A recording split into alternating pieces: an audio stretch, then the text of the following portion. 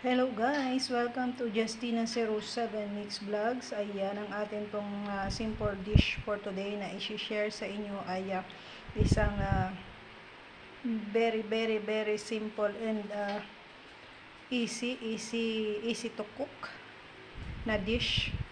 Ginisang patola guys. So ayan yung ating patola. Ito ay ready to cook na guys. Ready to cook na. So ipasilip ko lang sa inyo itong aking mga sangkap na gagamitin guys.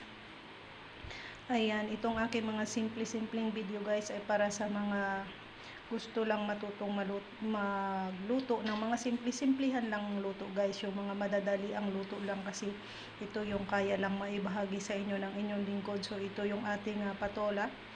Ayan, nabalatan at nahiwa ko na at malinis na din yan guys. Nahugasan ko na din yan. Yan ay isang peraso lang na patola guys, kasi dalawa lang naman kami ng aking pamangkin na mag-uulam nito, kaya isang peraso ay sapat na po.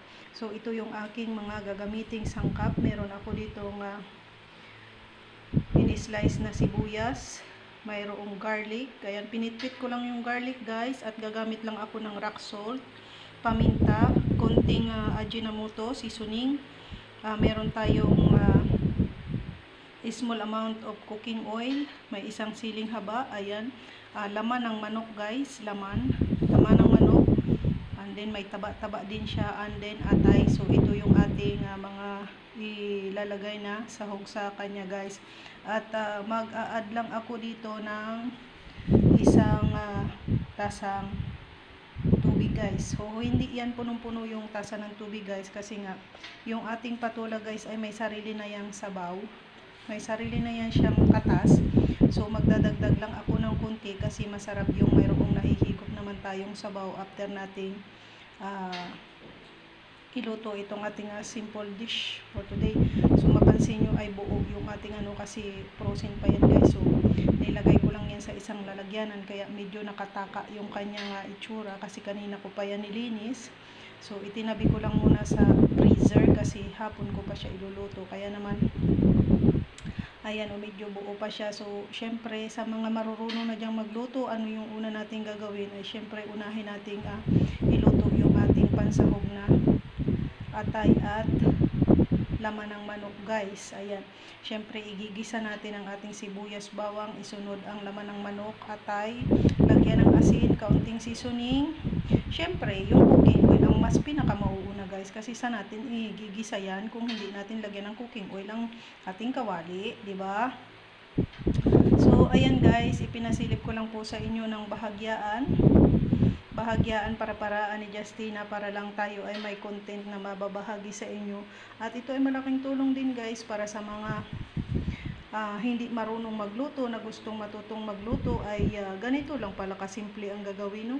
Ganito lang pala kasimple ang gagawin, kasi especially sa ating mga babae, dapat marunong magluto.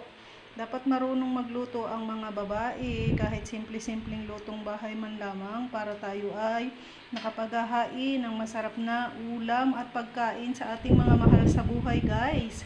So ayan, hanggang dito na lang ang ating video guys. At nawa ay nakapulot kayo kahit munting kaalaman man lang sa aking ibinabahaging itong mga simple na alam na ito ng talagang marurunong guys. Na alam na ito ng talagang marurunong. Ayan, kung bago ka pa lang sa aking channel, huwag mong kalimutang mag-subscribe. Click the bell button, select all para lagi kang updated sa mga susunod ko pang upload na video. At syempre, gusto nating pasalamatan ang ating mga viewers, silent viewers, sharers, likers, their members, and super chatters. And sa inyong lahat guys, sa aking buong team Melody Aban, Bornable team, thank you very much sa walang sawa ninyong paglablab kay Justina. Ayan, andito lang ako hanggang andiyan din kayo para sa akin, at ako ay para din sa inyo guys. So thank you for watching. That's all for today video guys. I love you all and God bless. Bye for now.